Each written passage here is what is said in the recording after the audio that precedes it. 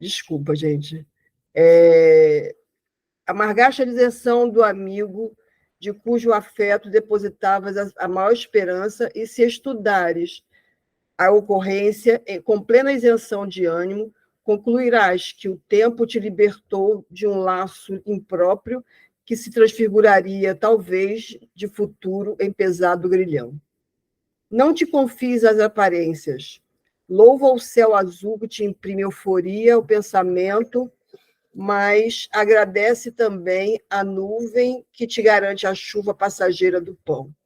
Mesmo que não entendas de pronto os desígnios da providência divina, recebe a aprovação como sendo o melhor que merecemos hoje, em favor do amanhã, e ainda que lágrimas dolorosas te lavem a alma toda, rende graças a Deus. Desculpa, tá? Senhor Jesus, amigos espirituais, neste momento em que nos reunimos, né, dessa forma especial, não presencial, aproveitando o que a tecnologia nos oferece, né, onde não nos vemos fisicamente, mas nos relacionamos em espírito, por assim dizer. Elevamos nosso pensamento e nosso coração a Deus, nosso Pai, para agradecer por mais essa oportunidade de aprendizado e troca que se abre para nós nesse instante. Que possamos estar com as mentes e os corações abertos para o entendimento mais profundo da mensagem que nós vamos ter hoje. Cristina vai passar para a gente hoje do Livro dos Espíritos. Que os espíritos amigos a abençoem e a inspirem, e estejam conosco e que possamos interiorizar essa mensagem para utilizá-la no nosso dia a dia. Que a paz de Jesus seja conosco. Assim seja, graças a Deus.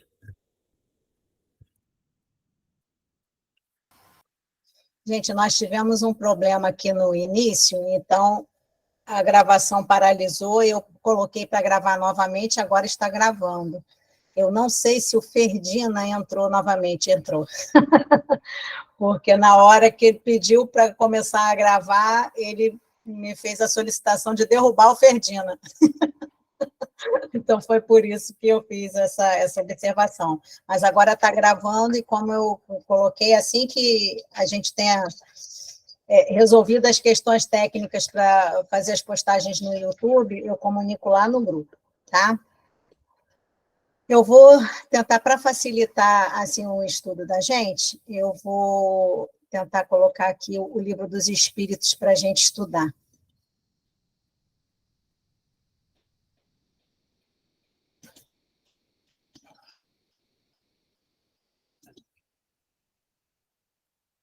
Vamos ver se vai. Lindo.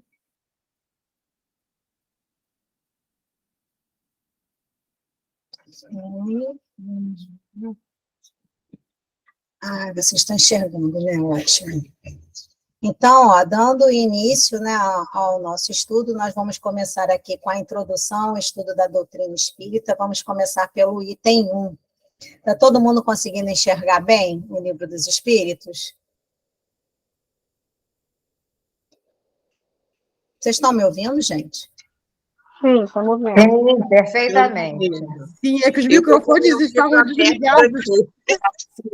Tá bom, tá bom. Não, foi só para saber, porque eu vejo a tela aqui para mim, mas não... Brasil no Eu não enxergo, pelo que eu estou vendo. Aí estou com o meu livrinho aberto aqui na minha frente. Ah, tá ótimo, então. Não, é para facilitar, se por acaso alguém não trouxe. Ah, tá bom, Bárbara, obrigada. Aí eu, de vez em quando, vou olhar para baixo, vocês sabem que eu estou com o celular aqui também conectado. Então, vamos lá. O item 1.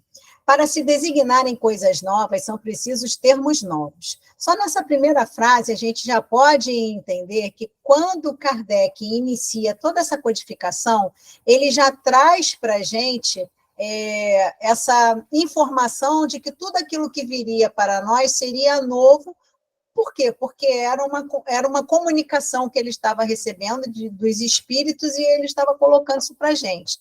Então, os termos que existiam na época não designariam com exatidão tudo aquilo que a gente ia passar a ter conhecimento a partir do Livro dos Espíritos inicialmente. Assim, o exige a clareza da linguagem, para evitar a confusão inerente à variedade de sentido das mesmas palavras. Os vocábulos espiritual, espiritualista e espiritualismo têm acepção bem definida. Dar-lhes outra, para aplicá-los à doutrina dos espíritos, fora multiplicar as causas já numerosas da anfibologia. Com efeito, o espiritualismo é o oposto do materialismo. Quem quer que acredite haver em si alguma coisa mais do que matéria é espiritualista. E essa informação eu acho que é muito importante, porque se nós fizermos uma comparação com o que acontece com o catolicismo, por exemplo, eles acreditam na alma, mas eles não acreditam que essa alma entre em contato conosco ou que haja diferença entre alma e espírito, no sentido de que um se refere ao encarnado e o outro ao desencarnado. Então, eu acho que essa colocação aqui, ela fica bem legal para a gente poder visualizar bem a importância dos novos conceitos que começam a aparecer a partir da codificação. Não se segue daí, porém, que creia na existência dos espíritos ou em suas comunicações com o mundo visível. Quer dizer, não somente crer na existência deles, mas nas suas comunicações, né? O católico, ele usa sempre a denominação da alma, não do espírito propriamente dito, para fazer menção a uma pessoa que já não está mais aqui, a uma pessoa, né, que já faleceu. Então, a comunicação, então, é o que eles, na verdade, eles acabam assim, desconsiderando ainda mais. Então, por conta disso, é importante que haja esse esclarecimento. Então, em vez das palavras espiritual, espiritualismo, empregamos para indicar a crença a que vimos de referir-nos os termos espírita e espiritismo, cuja forma, a origem e o sentido radical, e que, por isso mesmo, apresentam a vantagem de ser perfeitamente inteligíveis, deixando ao vocábulo espiritualismo a acepção que lhe é própria. Alguém quer fazer alguma pergunta? Eu não tenho como ver vocês aqui pela tela do computador.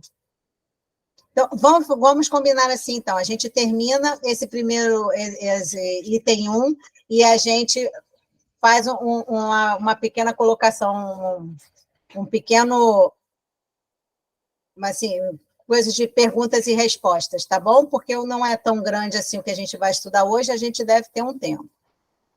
Diremos, pois, que a doutrina espírita ou espiritismo tem por princípio as relações do mundo material com os espíritos ou seres do mundo invisível. Então, não é apenas uma doutrina que diz para a gente que existe o espírito que se comunica com a gente, mas tem, por princípio, as relações do nosso mundo material com esses espíritos que estão nesse mundo invisível. Nesse mundo que não é material, nesse mundo que a gente não consegue enxergar. E aí ele ainda coloca que os adeptos do espiritismo serão os espíritas, ou, se quiserem, os espiritistas. Então, essa colocação ela é importante, porque, por exemplo, nós aqui no Brasil, nós temos as doutrinas, né, espiritualistas, especialmente as de matrizes africanas, em que muitos dos adeptos colocam que são espíritas. E isso faz, veja bem, eu não estou dizendo que isso está certo, isso está errado, não estou questionando, não estou dizendo que eles não podem fazer isso, mas levou a nós que somos espíritas, né, de acordo com o conceito colocado com Allan Kardec aqui nesse primeiro item, a sempre fazermos a referência que nós somos kardecistas. Só que ele deixa claro que os espíritas ou os espiritistas são os adeptos do espiritismo, ou, como a gente coloca, né, mais comumente, da doutrina espírita. Como especialidade, o Livro dos Espíritos contém a doutrina espírita. Como generalidade, prende-se à doutrina espiritualista, uma de cujas fases apresenta. Essa é a razão por que traz no cabeçalho do seu título as palavras filosofia espiritualista. Deixa eu minimizar aqui. Aí eu consigo ver vocês. Então, alguma pergunta, alguma colocação? Aí a gente pode usar o esqueminha das mãos para a gente abrir fila para comentários. Pode falar, Maria Helena. Por conta disso, né, das religiões de matriz africana se intitularem espíritas, eu me habituei a dizer que eu sou espírita cristã. Eu sei que é uma redundância, mas para as pessoas que não estão acostumadas, né, com a doutrina, pelo menos eu me posiciono qual é o meu tipo de espiritualismo, né? Eu sou espírita e acredito no Cristo, então eu digo que eu sou espírita cristã. Isso também, eu já ouvi algumas pessoas fazendo essa... legal, Jaime, bacana você ter colocado isso aqui pra gente. Eu acho bastante legal essa colocação que você fez, mas muitas vezes a gente esbarra com essa colocação nos preconceitos dos evangélicos, até porque o evangélico acha que eles são os únicos cristãos que existem em todo o mundo, né? Os católicos são católicos, eles acreditam nos santos, eles colocam de uma forma geral, né? Não vamos colocar os estereótipos das matrizes africanas, porque não vale a pena, né? Eu acho ofensivo muitas vezes as colocações que eles fazem. Mas, e tem a gente, né, normalmente, as perguntas perguntam, você é espírita? Você está mesa branca? Ou então perguntam, aí eu falo assim, eu sou kardecista. Aí, assim, a gente às vezes até percebe que as pessoas se sentem assim mais à vontade ou mais relaxadas quando a gente faz a alusão, né, a Kardec para fazer essa identificação. É a linha branca. Entende? Então, eu acho que tem muito isso. Bom, o Marcelo tinha... tá ótimo, Bárbara. O Marcelo tinha levantado a mão primeiro, Tereza. Logo depois eu deixo você falar. Bom, pode falar, Marcelo, por favor. Só para confirmar, vocês estão usando a tradução do Guilherme Ribeiro? Isso, eu estou usando o Guilherme Ribeiro. Porque eu estava com o Noleto, atrapalha um pouquinho a tradução, mas tudo bem, eu vou ver se eu consigo um do Guilherme. Tudo bem. Eu, particularmente, eu estudo com o Guilherme já há muitos anos, então eu já me familiarizei com as palavras, assim, às vezes mais complicadas que ele usa, entende? Mas, assim, no geral, não perde o sentido, não. Muda algumas palavras e, às vezes, dificulta, sim, você tem razão, mas o sentido, basicamente, é o mesmo. Agora,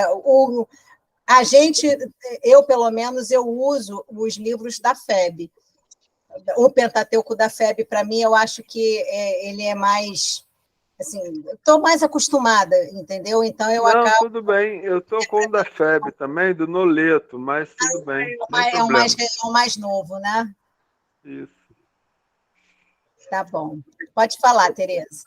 Não, agora eu vou só fazer um parênteses aí que o companheiro falou, que ele está com um livro da FEB. O meu também é da FEB, só que, assim, abri agora para estudar e eu fui olhar aqui, o meu é tão antigo, gente, que eu estou até com vergonha de falar. Primeira vez que eu estudei o Livro dos Espíritos, eu fui olhar a data aqui. Vou falar bem baixinho o ano, tá? 86. Aí eu falei, caramba, eu coloquei de novo aqui a data, né, desse novo início de estudo. Mas o que eu queria dizer, né, quando você, Cristina, começou a falar, né, que se identifica, né, como espírita kardecista, eu tenho um grupo muito grande de amigos evangélicos, muito grande mesmo.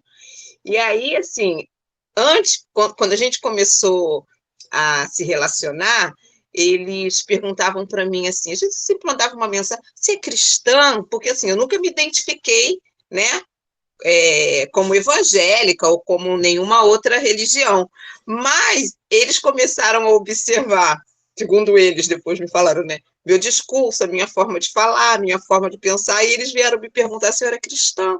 Falei, sim, sou cristã, né? Porque, assim, como Maria Helena falou, né? O nosso grupo de companheiros evangélicos, eles costumam pensar que apenas eles são cristãos, né? Que creem no Cristo, que seguem os ensinamentos do Cristo. Então, eu não estou, já há algum tempo atrás, no passado, eu falava, né? Sou espírita kardecista, né? Mas já há algum tempo é só apenas, sou espírita, né? E ensinei aos meus filhos também, quando declaram religião, né, que às vezes precisam preencher alguma coisa, colocar somente isso, espírita, né, por conta de tudo que a gente vem estudando, e para tentar, assim, né, fazer com que as pessoas entendam de alguma forma, a gente até explica, né, que a gente segue os ensinamentos de Kardec, mas que o termo espírita kardecista, né, a gente não deve ficar usando, porque Kardec não é a religião, né? Ele apenas foi o codificador, ele trouxe para a gente as mensagens dos espíritos. Aí a gente tenta explicar isso para as pessoas. Sim, é verdade. E tem uma outra questão. Na verdade, né, a instrução real é que nós nos identifiquemos como espíritas mesmo, né? Não existe, como você colocou, o espiritismo kardecista. Houve, né, uma necessidade, vamos dizer assim, quase que social, de se fazer essa identificação por conta da generalidade, né? Mas dentro daquilo que a gente vê no item 1 da introdução, o próprio Allan Kardec ele teve essa preocupação de criar uma palavra, de criar duas palavras, na verdade, né, que foi espiritismo e espírita ou espiritista, que identificasse todo aquele que segue a doutrina dos espíritos, né? Que não somente acredita nos espíritos, mas que também acredita na possibilidade da comunicação entre o mundo material e o mundo espiritual, né? De uma forma que a gente não vê dentro do catolicismo, por exemplo, né? Então,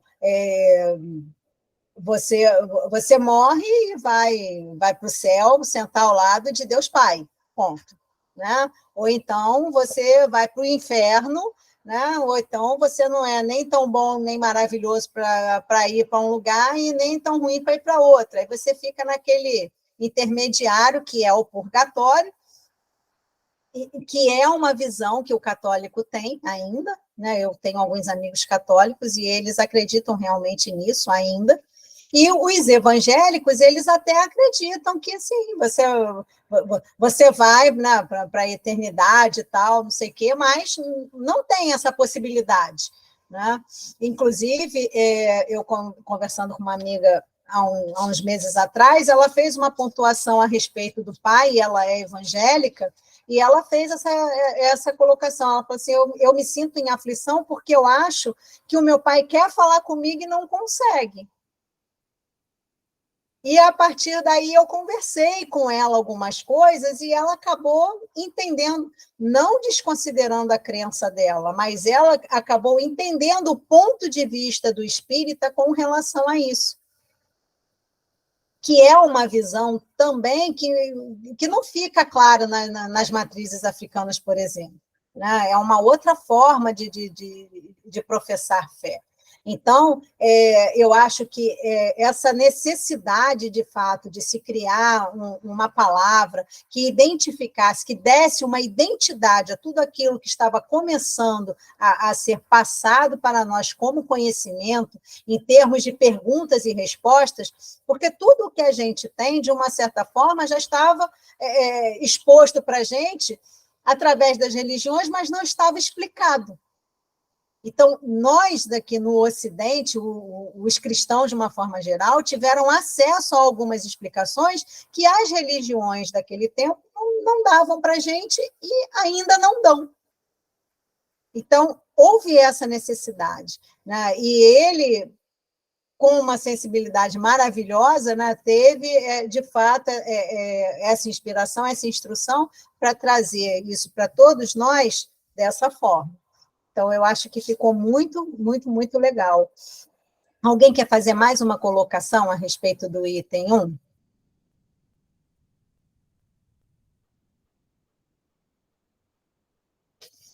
Nós podemos passar, então, para o item 2? Vamos lá.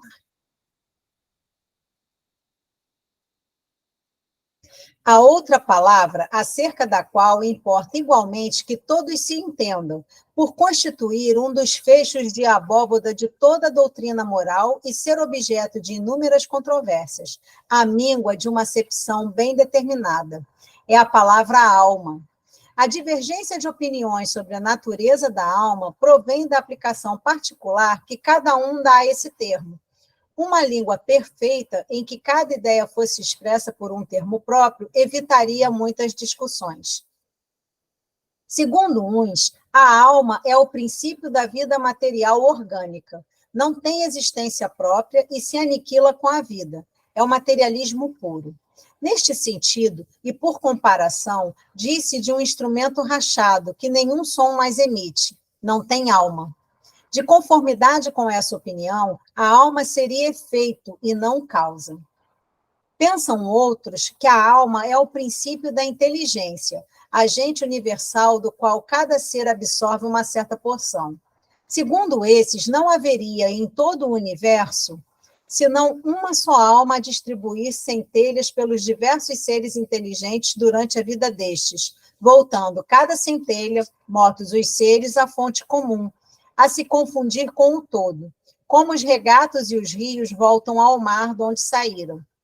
Essa opinião difere da precedente, em que, nesta hipótese, não há em nós somente matéria, subsistindo alguma coisa após a morte. Mas é quase como se nada subsistisse, porquanto, destituídos de individualidade, não mais teríamos consciência de nós mesmos. Dentro desta opinião, a alma universal seria Deus, e cada ser um fragmento da divindade, simples variante do panteísmo. Segundo outros, finalmente, a alma é um ser moral, distinto, independente da matéria e que conserva sua individualidade após a morte.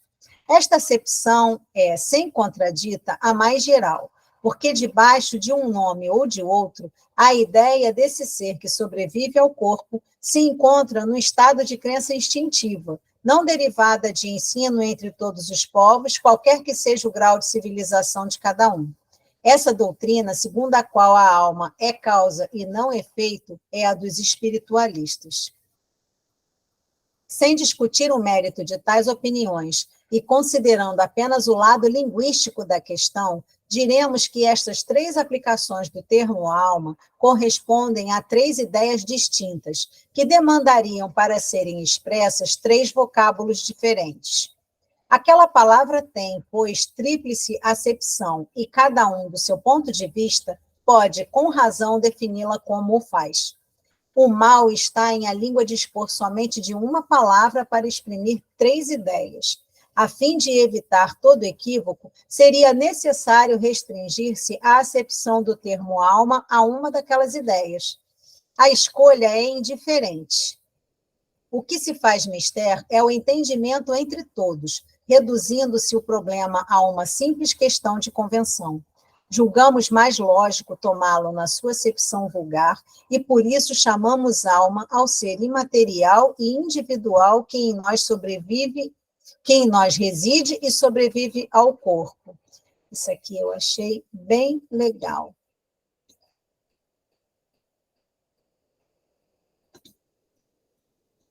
Foi. Não passasse de produto da imaginação, ainda assim fora preciso um termo para designá-lo. Na ausência de um vocábulo especial para a tradução de cada uma das duas outras ideias a que corresponde a palavra alma, denominamos princípio vital.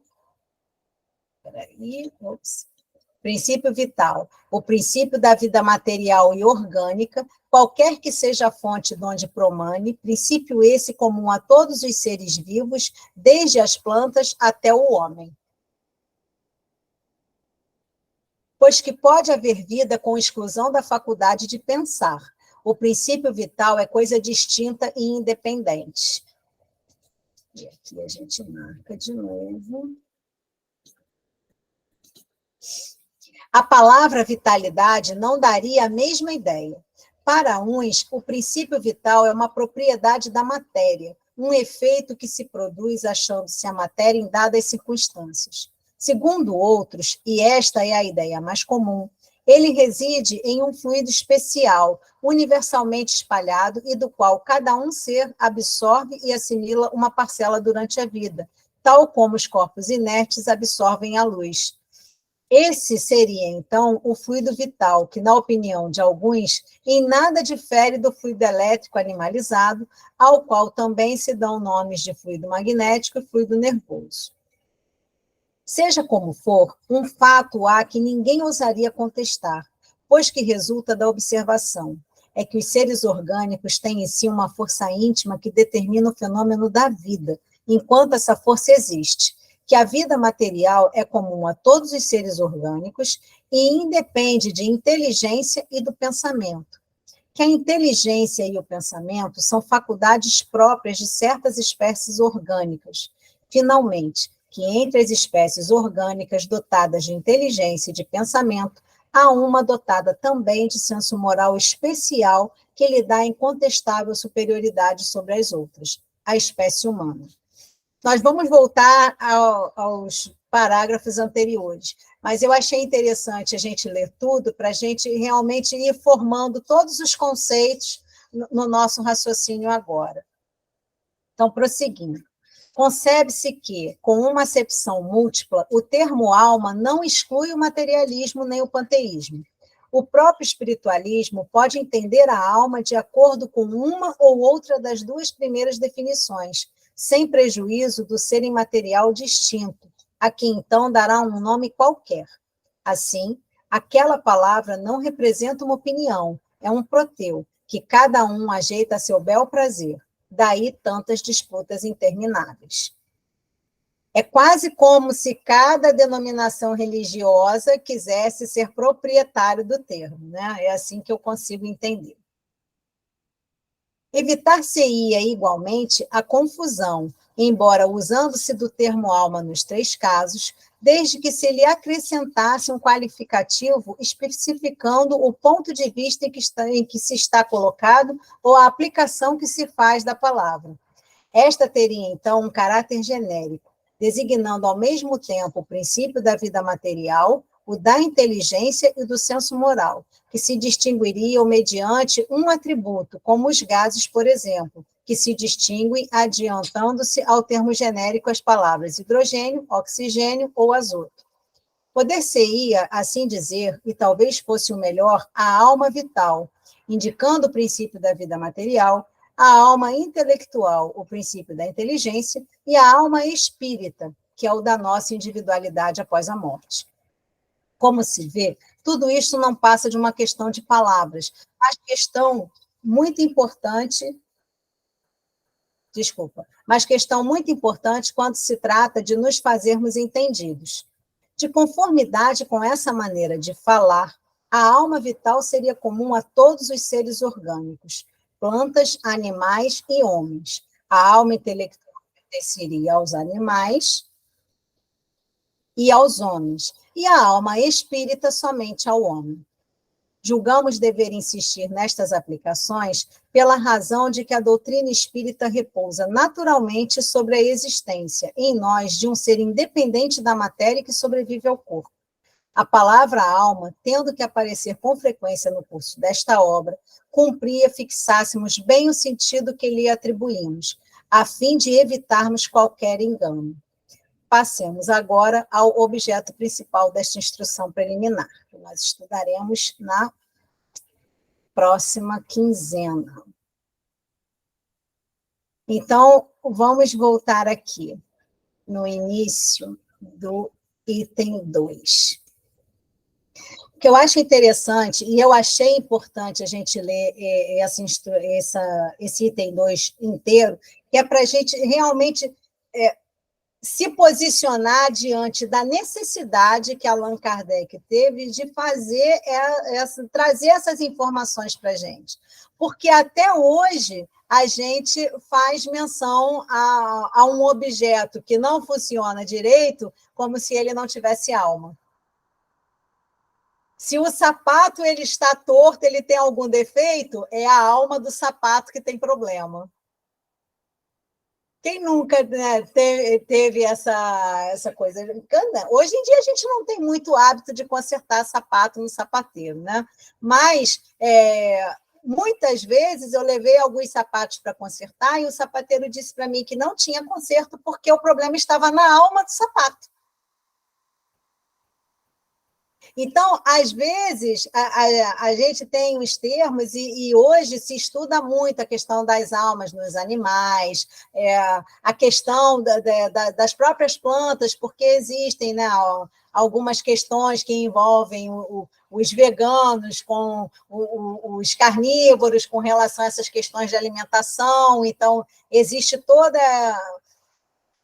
a polêmica que envolve, né, essas preferências alimentares, exatamente porque a gente entende que se tem vida, de uma certa forma, você também está tirando a vida daquele ser, independente dele ser vegetal, ou não ser vegetal, ou ele ser animal. Né? Então, quando ele começa a trazer para a gente esse conceito de alma, que é um conceito que até hoje a gente trabalha com esses sentidos todos que estão aqui relacionados no item 2, a gente vê de fato que a necessidade é de explicar como o espírita entende a alma.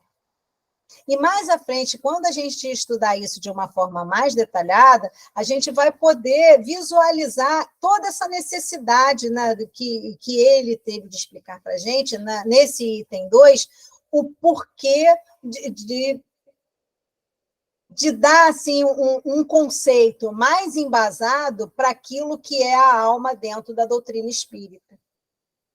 E ele já traz para a gente aqui a informação do princípio vital, que mais à frente a gente vai estudar de uma forma mais detalhada também. Então, o que é o princípio vital? Vital vem de vida. Então, tudo aquilo que tem vida, de uma certa forma, né, provém de uma mesma fonte e tem o seu princípio de vitalidade, o seu princípio de vida. Então, terminou-se a vida, aquele princípio vital, ele se extingue naquele corpo, seja ele de um ser humano, seja ele de um animal, seja ele de uma planta. É um ser vivo, então tem o princípio vital. E mais à frente ele vai trazer para a gente todas essas explicações desse conceito, de uma forma que a gente vai poder entender, né, de uma forma bem abrangente o que é. Então, assim, ele traz, né, nesse conceito, que é a questão da divergência de opinião, porque nós, né, mais à frente, nós vamos entender que a gente entende que a alma é um espírito que está encarnado, é o espírito que está em nós, é a nossa alma. A alma se refere ao espírito que está num corpo de carne, numa matéria. E o espírito é, de fato, o espírito desencarnado, é o espírito que está num outro plano e que não tem um corpo de carne como o que a gente tem nesse momento. E ele traz todo esse primeiro preâmbulo para a gente poder visualizar de uma forma muito clara o que é, na verdade, esse conceito de alma, já que também a gente não tem como fugir dessa palavra, porque não houve, né, uma criação específica de uma palavra que identificasse o espírito encarnado sendo uma coisa diferente de alma. A alma também é um espírito encarnado, ou seja, é mais um conceito que a alma tem. Só que a gente entende dentro da doutrina espírita que existe...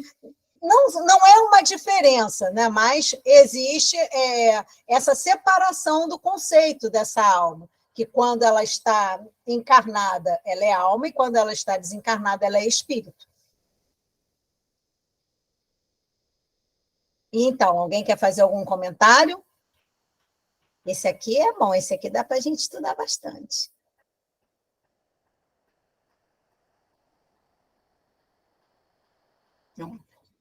E eu acho bacana porque ele traz, né, também o conceito da alma, inclusive já começando com o próprio materialismo, né, que é aqui que ele coloca, né, que ela não tem existência própria, ela simplesmente se aniquila com a vida. E, na verdade, né, a gente sabe que o que se aniquila com a vida, de fato, é o nosso corpo. O nosso espírito é eterno, né? O que se aniquila, na verdade, é o corpo, não a alma, né? Ela só troca, vamos dizer assim, ela muda um pouco a sua identidade porque ela deixa de estar ligada a um corpo, mas ela continua no seu processo. Pois não, Luísa, pode falar. Boa noite, aqui é a mãe da Luísa, Elaine. Oi, Elaine. Boa noite. Eu fiquei aqui na dúvida, essas espécies orgânicas que ele fala aqui, que possuem inteligência e pensamento, ela está restrita só aos animais e às plantas e ao homem? Ou existem outras espécies orgânicas que também possuem essa inteligência e pensamento? Olha, aí você estaria se referindo aos seres unicelulares, por exemplo, seria isso? Isso. Você chegou onde eu queria saber. Por exemplo, um vírus. Ele teria essa inteligência? Olha, o vírus, na verdade, ele não é nem considerado um ser vivo propriamente dito, porque ele precisa estar dentro de um hospedeiro para que ele possa desencadear o seu processo.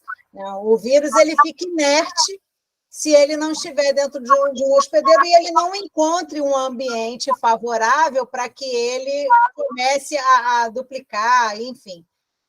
O vírus ele é uma situação especial até hoje. Então, ele não é... Não sei nem como é que está a classificação de vírus hoje em dia. Tá? Eu posso até procurar ver, mas... de fato, não é, porque antigamente não era considerado, mas como mudou algumas coisas e eu realmente não me atualizei, não posso falar com muita propriedade sobre isso.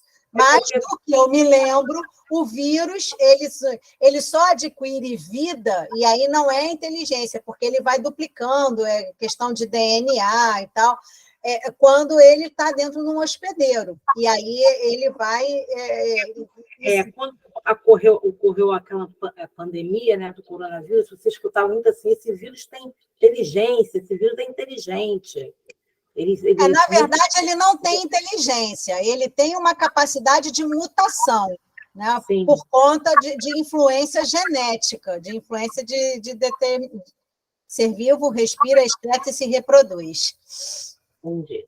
Entendeu? Então, é diferente de ser inteligente. Né? Por exemplo, bactérias, né, fungos, eles duplicam, colocando aqui o que a Márcia colocou aqui nas observações aqui no chat, eles realmente se duplicam, mesmo que seja de uma forma que eles façam uma separação do próprio corpo, mas eles estão se duplicando de alguma maneira, né? Mesmo que não haja assim vamos dizer assim, um cruzamento entre duas bactérias para fazer uma terceira bactéria. Mas, de qualquer maneira, a nível assim, de inteligência propriamente dita, eu acredito que não, mas seria um princípio inteligente bem primitivo, porque nós temos que considerar que todos nós chegamos aqui simples e ignorantes.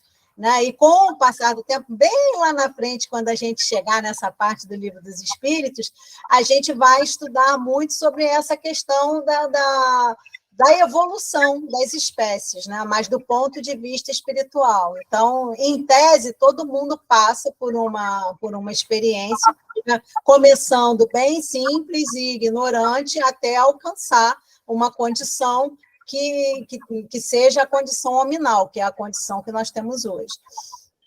Tá bom, obrigada, tá, Cristina? Ficou claro para você? Ficou. Alguém mais?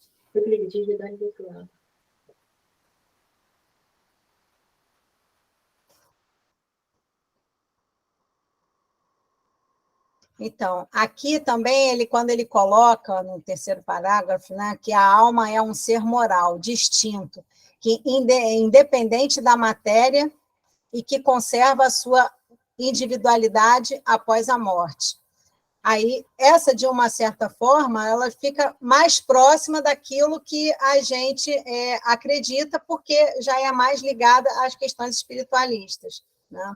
Algumas religiões já acham que a alma ela não vai lá para frente, que é aquilo que é baseado no materialismo. Então, a gente tem todo esse conceito, assim, né? Aqui ele já até coloca que essa acepção, essa contradita, a mais geral, porque debaixo de um nome ou de outro, essa ideia desse ser que sobrevive ao corpo se encontra no estado de crença instintiva. E, muitas vezes, essa crença ela não significa necessariamente que aquela pessoa acredite na possibilidade da comunicação, acredite na possibilidade desse espírito voltar, desse espírito reencarnar. Acredita, sim, que o espírito, essa alma, ela é eterna e ela vai ficar em algum lugar, seja no céu, seja no inferno, seja no purgatório, porque tem todas aquelas questões também das penas eternas, né? Tem algumas religiões ainda que consideram que aquele que cometeu muitos pecados, ele não merece perdão e ele vai amargar para sempre num inferno horroroso. E tem aqueles que ainda falam assim, não, se ele melhorar um pouquinho, ele sai, vai para o purgatório, aí ele fica no purgatório, depois ele tem a possibilidade de ir para o céu. Quer dizer, então, existe, né, essas separações dentro daqueles que podem ser considerados espiritualistas porque creem que existe algo além da matéria. Fala, Maria Helena. Até o dia do juízo final, né? Isso, até o dia do juízo final. Que essa questão do juízo final é o tal do arrebatamento, né? Então, que muitos deles colocam, né? O arrebatamento.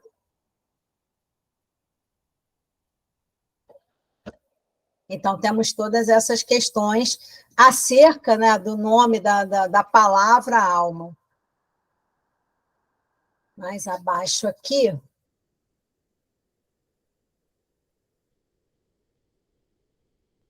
Eu acho muito interessante quando ele coloca isso daqui, né? Que ele diz que o mal está na língua dispor de somente uma palavra para exprimir 3 ideias. Então, na verdade, quando a gente usa um termo, e ele teve essa preocupação de colocar isso para a gente, para esclarecer o que é de fato a alma dentro daquilo que é colocado na doutrina espírita, para que nós, independente de qualquer outra religião ou de qualquer outra denominação, nós tivéssemos consciência daquilo que a alma significa para cada um de nós. Que ela não é somente imortal, porque vai ficar eternamente lá no céu, ou no purgatório, ou no inferno, mas que ela é imortal, por quê? Porque existe a possibilidade dela retornar sucessivamente e também se comunicar, né? Haver a comunicação dos espíritos conosco. Tanto assim que nasceu a doutrina espírita. Se não houvesse essa possibilidade, nós não estaríamos estudando esse livro hoje. Nós não estaríamos conversando sobre o que é a alma.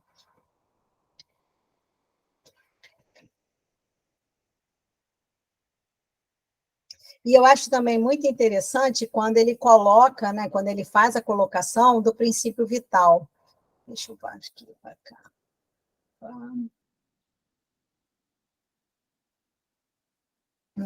Que é o princípio da vida material e orgânica, qualquer que seja a fonte de onde promane. Princípio esse comum a todos os seres vivos, desde as plantas até o homem. Então, tudo o que é vivo tem princípio vital. Já o micro-organismo pequenininho, unicelular, ele tem princípio vital. Pois não, Tereza, pode falar. E é por isso, então, que a gente passa por todas essas fileiras, né? A gente vem lá desde o mineral, porque é o princípio também que vai explicar essa evolução, né, do ser, Isso. desde o mineral, animal, né, aí vem a gente pode até, de certa forma, quando a gente raciocina até a criação da humanidade, e aí vem lá, né, os seres minúsculos, né, os vírus, sei lá, as bactérias, e vem lá, né, porque ali tem princípio vital. Então, será que a gente poderia dizer que a gente estava discutindo aqui, eu vou voltar à questão do vírus, né? Porque se a gente pensar que a gente passou por todas essas fileiras, né, do mineral, do vegetal, animal, até chegar ao hominal, é o princípio vital que vai, em cada momento desse, evoluindo. Seria assim? Sim, seria assim, sendo que o vírus é aquela questão especial. O vírus ele não é considerado um ser vivo. O vírus ele tem toda essa particularidade. Aí a gente precisaria estudar mais a respeito do vírus, trazer outros conhecimentos aqui, para que a gente pudesse, de fato, assim, debater sobre o assunto. Eu não sei se tem algum material sobre vírus relacionados à doutrina espírita. Eu vou até procurar, se eu achar alguma coisa, eu coloco lá no grupo. Tá? Com relação ao vírus propriamente dito. Eu não sei se tem, eu realmente não sei se tem. Então, eu vou procurar para que a gente se esclareça, porque é interessante, né? Porque como o vírus ele não é considerado um ser vivo, mas, de uma certa forma, ele se duplica quando ele está em contato com o hospedeiro, quando ele tem um ambiente, né, favorável para que ele duplique, faça o seu processo. Então, como é que fica isso dentro da doutrina espírita? Realmente eu não sei, e, na verdade, eu nunca tinha parado para pensar nisso. Não é só o se duplicar, eu estava aqui me ocorrendo, ele se transforma, ele se modifica, né? Eu vou procurar algo a respeito disso. Eu também não tinha parado para pensar nisso, não. Mas depois ficou isso aqui na minha cabeça, né? Porque, em função de todas as coisas, né? Doenças e tudo mais, ele vai se modificando, se modificando, se modificando, e a gente não consegue, muitas vezes, brigar com ele e aniquilá-lo. Lucas, pode colocar a sua questão. Abre o microfone, Lucas. Desculpa. Não, tranquilo. Eu nunca tinha também parado para raciocinar sobre vírus, né? Não tinha caído essa ficha. Mas ele também, o Kardec se refere sobre a evolução, que nós realmente, né, viemos simples e ignorantes, passamos por essas fieiras todas de experiência até a gente chegar no homem, mas ele fala que a primeira não seria o mineral. Quando ele se refere ao mineral, nós passamos pela fieira do mineral. Ele fala do quê? Da pedra mesmo? Porque, se sendo assim, a gente estaria dizendo também que existe princípio vital nessa matéria bruta, certo? E aí, aí fica realmente essa questão. Se numa pedra, numa matéria bruta, existe esse princípio vital, por que a gente não vai dizer que no vírus também existe esse princípio vital? Mesmo ele sendo bruto, aquela coisa rudimentar, bem, né? Aí eu fiquei, agora eu fiquei intrigado. Eu também fiquei. Eu vou procurar material sobre isso, porque realmente eu nunca tinha parado para pensar nisso. Pode falar, Márcia, por favor. Fiquei com essa dúvida também. O princípio vital, ele não estaria ligado ao fato de ter inteligência? Eu fiquei com essa dúvida também.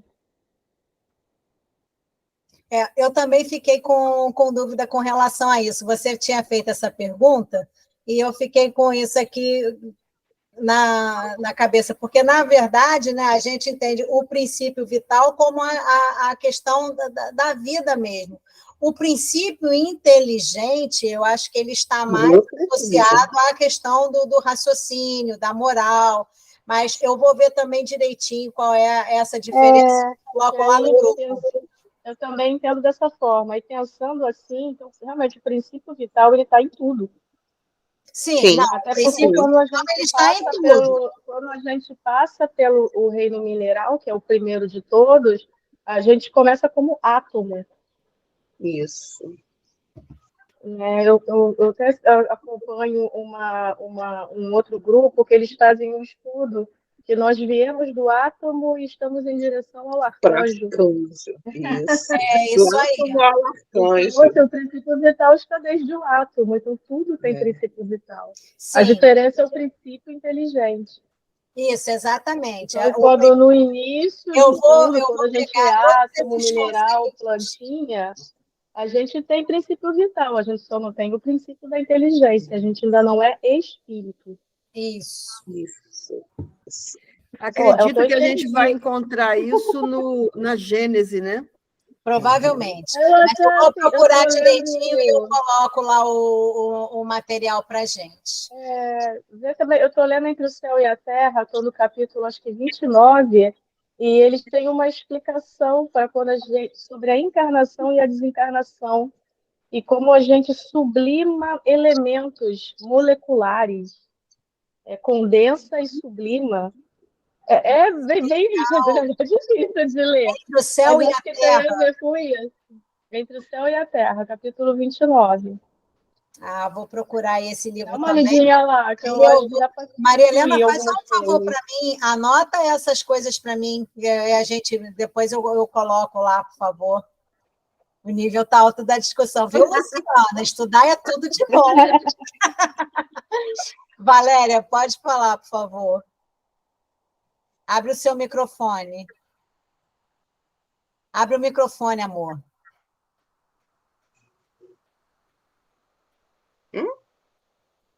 Microfone. Está sem microfone, Flor. Então escreve.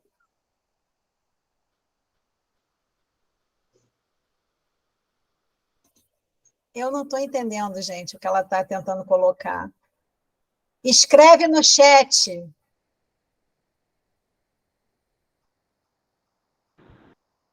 Você não consegue abrir o microfone dela, não, Cristina? Deixa eu ver aqui, peraí. Deixa eu achar ela. Valéria, vamos lá. Engraçado, o dela não está abrindo, não. O que será? Não, está dizendo que não é possível. Pode ser alguma configuração de lá, ela vai ter que ver mesmo. Agora sim, o que eu estava querendo dizer é que meu microfone travou, meu celular travou, eu não estava conseguindo abrir. E outra coisa, quando você fala do vírus, com certeza ele tem princípio vital.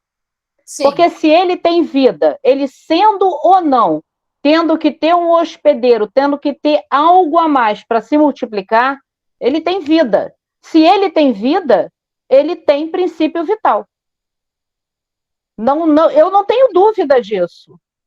Entendeu? Porque não é. Se o princípio vital ele anima e dá a vida, seja o que for, então existe princípio vital. Entendeu? Não pode não ter. Eu acho meio difícil você encontrar isso em algum local, em fonte. Tem que ser uma coisa muito específica, né?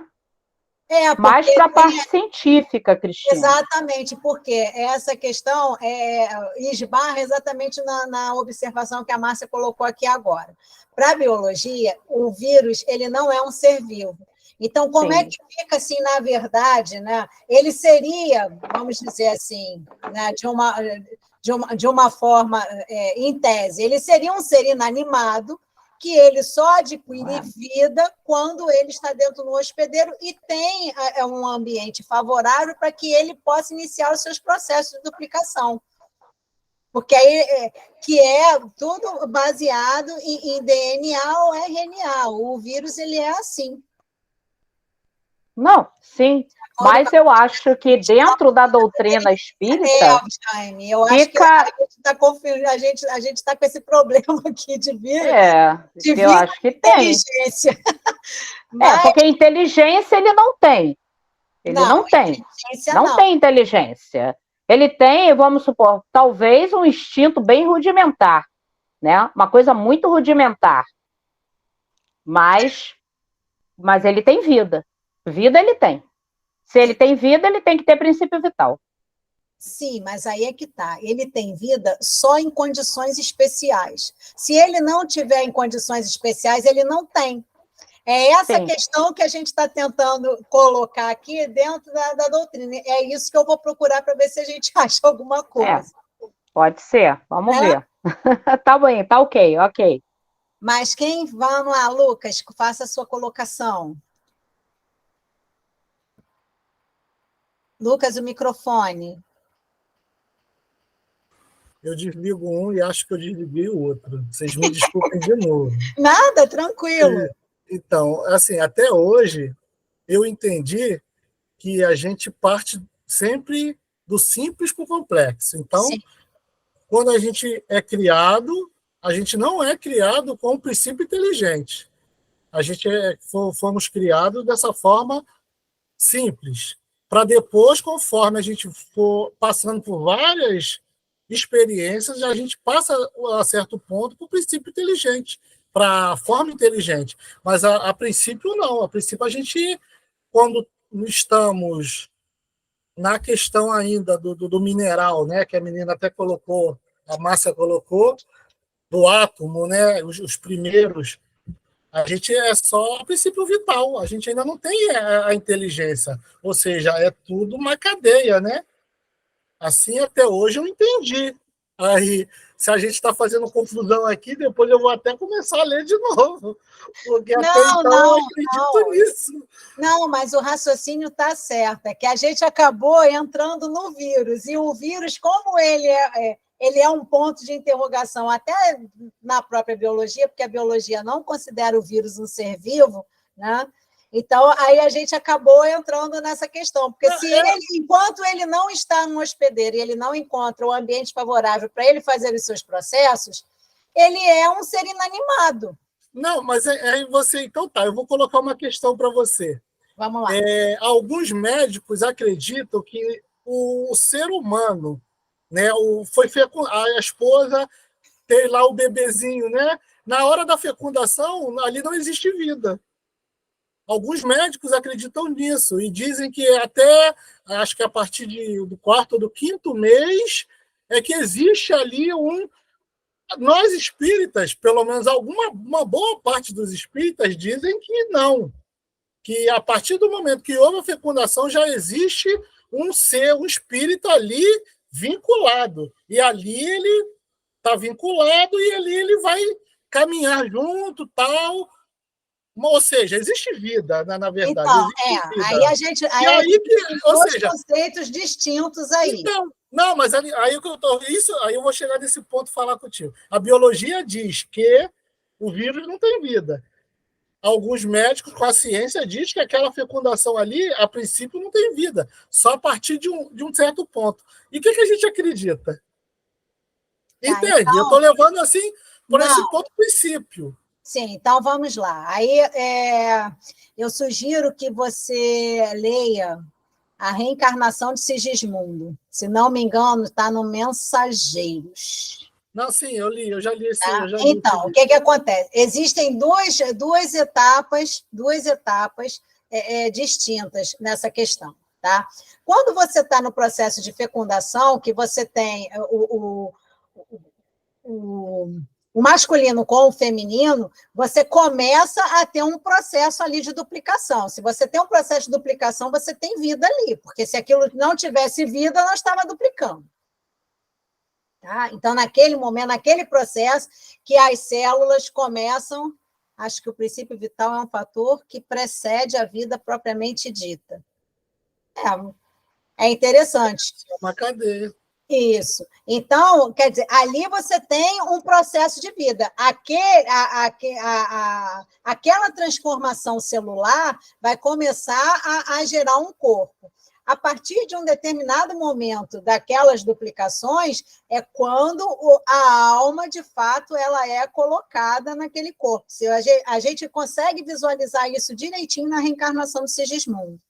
é legal. Aí Kardec ele fala, né, que o espírito, que aí vai se tornar alma encarnada, ele é ligado à matéria, ao corpo, molécula a molécula. Molécula a molécula. Aí, então, se cada molécula ela vai se multiplicando e vai dando forma, aí o espírito, aí parte a ser alma, ele vai se conectando. Então, Exatamente. a primeira conexão. Isso.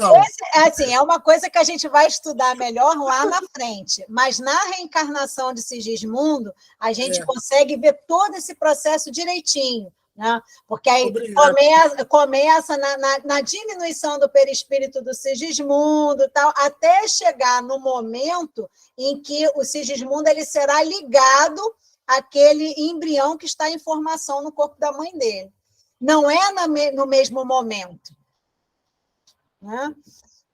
Então, assim, o espírito se conecta ao novo corpo assim que ocorre a fecundação. O princípio vital está presente em todos os reinos. Ih, caramba, caiu aqui Peraí, deixa eu ver a mensagem aqui da Célia. O princípio vital está presente em todos os reinos. Depois vem o princípio inteligente. Isso daí, certinho. Então, o espírito se conecta ao novo corpo assim que ocorre a fecundação. Márcia, não, pelo menos não foi desse jeito que eu entendi com a descrição do André Luiz, na reencarnação de Sigismundo. É o que está na reencarnação de Sigismundo.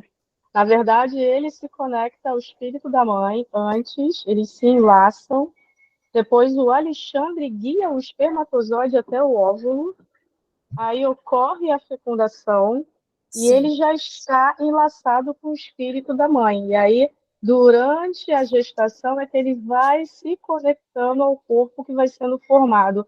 Aí, no entre a Terra e o Céu, que ele explica que o corpo dele vai se compactando, adensando, para diminuir, para caber dentro do novo corpinho.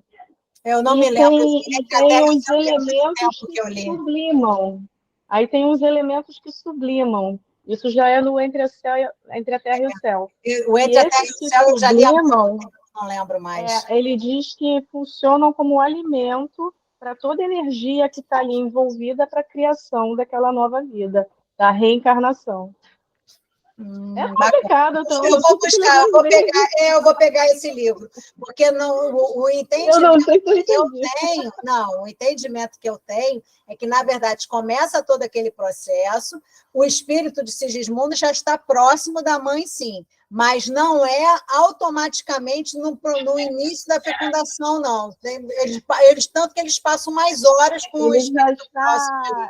Ele já está diminuído e enlaçado com ela, como um bebezinho. Sim, isso sim. E aí, quando ele é de fato recebido pelo corpo dela, não é imediatamente no momento em que acontece a fecundação. No momento em que acontece a fecundação, os espíritos, inclusive, estão dando ao casal a privacidade para o ato que é necessário para isso acontecer.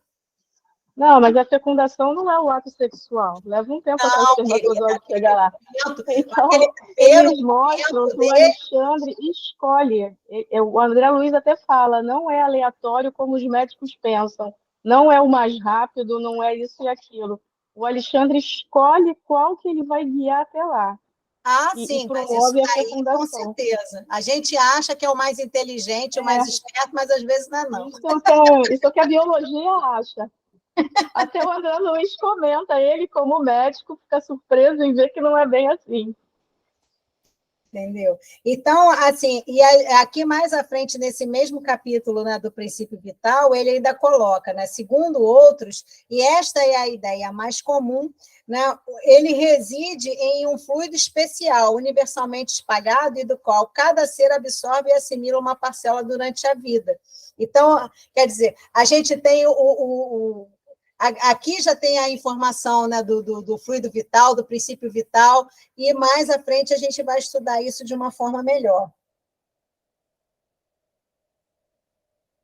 Aqui, depois, ele coloca, né, que ele vem e coloca para a gente a questão, né, do que de uma forma geral, o termo alma, ele está ligado a essas três ideias, mas que a gente não pode, né, excluir, né, ou colocar assim, o termo de uma forma, não excluir nem o materialismo, nem o panteísmo, né? Para a gente poder entender a alma de acordo com uma ou outra das duas primeiras definições, sem prejuízo do ser imaterial distinto. Ou seja, qualquer que seja o entendimento que a gente tem, a gente não pode pôr em prejuízo o fato de que a alma é o espírito, né? E dentro daquilo que a gente entende, que a gente estuda, é o espírito imortal, é o espírito que, de fato, permanece. Não é o espírito que perece, o que perece, de fato, é o corpo. E ele chama muita atenção, né, para essa questão, né, que se evitaria, né, essa confusão se houvesse um termo específico para isso, mas que a gente, de fato, não tem.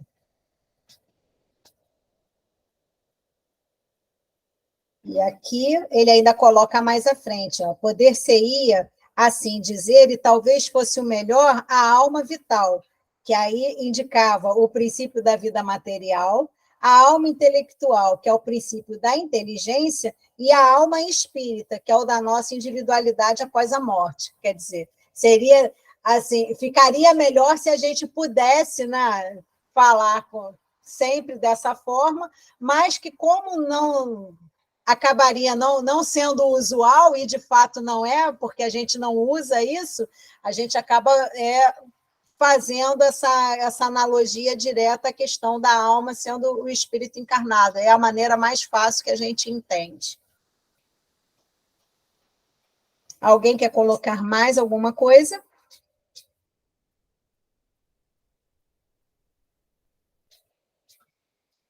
Porque entender essa questão de alma, ficar isso muito claro para a gente é importante, porque como ele coloca mesmo, né, aqui no final do penúltimo parágrafo, a palavra alma, ela vai aparecer com frequência, né, no curso da obra que a gente está estudando, né? E então a gente precisa ter muito claro esse sentido para que a gente não se perca nessas definições.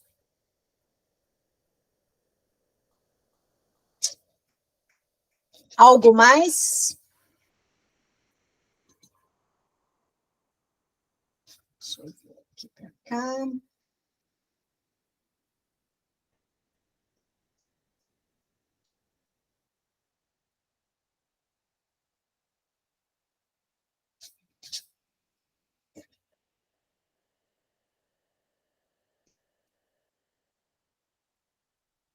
Alguém quer fazer mais alguma colocação? Qual exatamente a dúvida que a gente tem que trazer na próxima aula? Eu vou colocar, inclusive, né, o que eu achar, eu vou colocar lá no grupo como material, né? Aí você anotou para mim, né? Porque eu não anotei, não. Uhum. Que é a questão do princípio vital, né? A questão do vírus, se tem alguma coisa relacionada na doutrina espírita, né? E aí são publicações acessórias sobre isso mesmo. Eu não vou falar porque eu li assim muito rapidamente, mas na Gênese ele fala em princípio vital e princípio espiritual. Não vou aprofundar porque essa leitura que eu fiz aqui em alguns segundos não vai me permitir dizer nada a respeito. Mas só para falar que na Gênese a gente encontra o assunto princípio vital e princípio espiritual. Uhum, é bom que eu vou anotar. Não, os papéis que eu tenho aqui eu não posso anotar nada.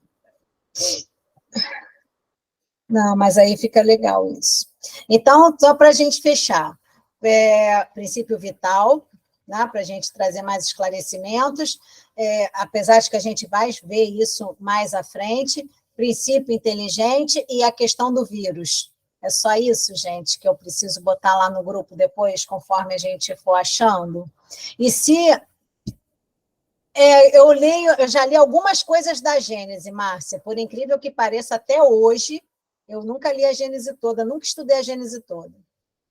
Entendeu? E é um engraçado. livro muito difícil. Assim, é um livro que eu vejo poucos lugares estudando. Poucos lugares estudando. Você vê muito, assim, o básico, né? Livro dos Espíritos, o Evangelho e mais, assim, de uma forma mais condicionada, o Livro dos Médiuns para quem faz a parte mediúnica, entendeu? Ah, deveria saber de cabeça? De jeito nenhum. Se eu ficar sabendo as coisas todas de cabeça, gente, eu não preciso estudar. Olha só, por isso que eu não decoro nada.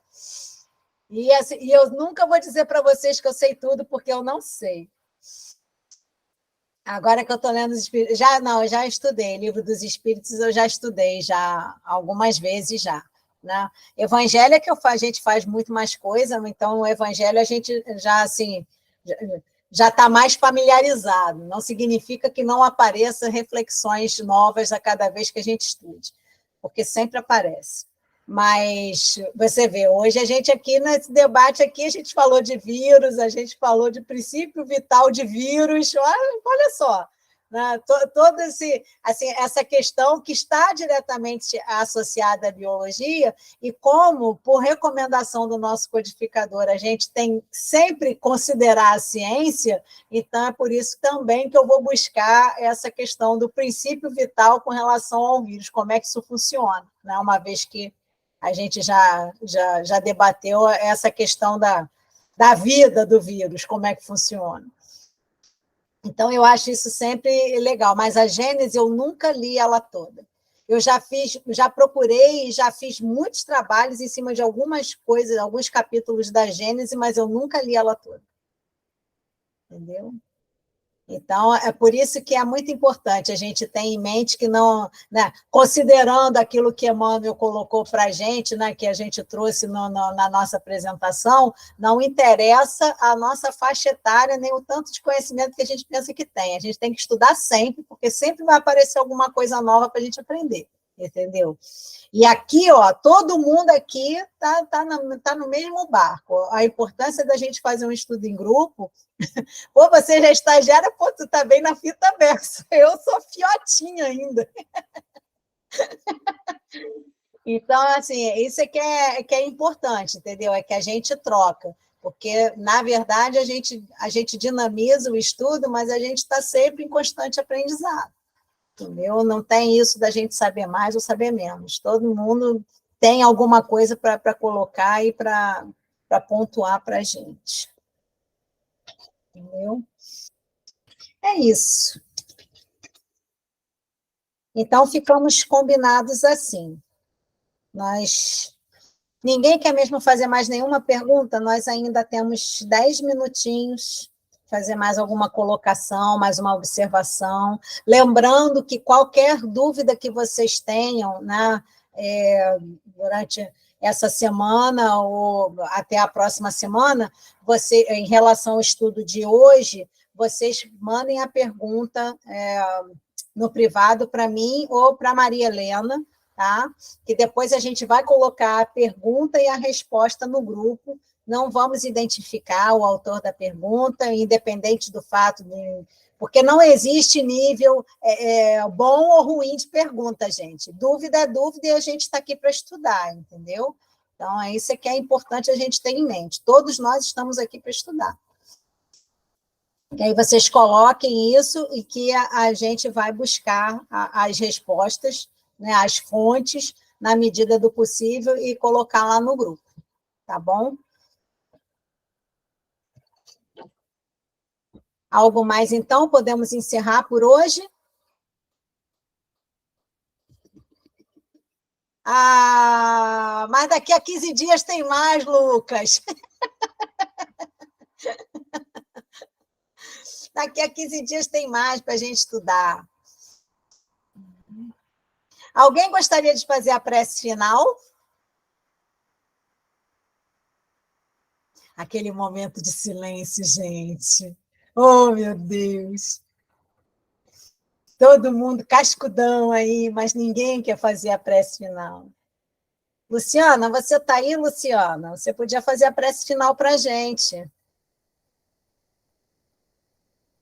Deixa eu ver se a Luciana está aí. Está escondido. Ah, está fazendo prova. Ah, então tá.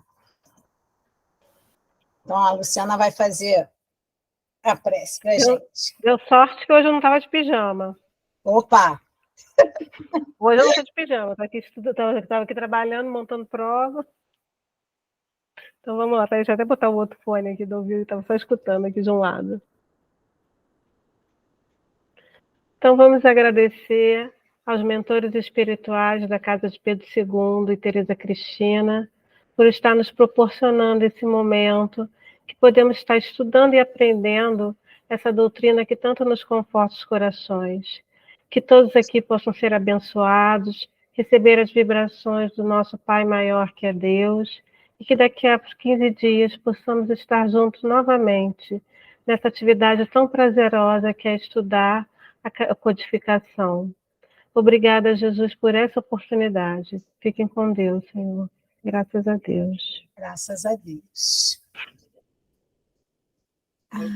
Então, ó, estou parando a gravação agora nesse momento, agradecendo a todos.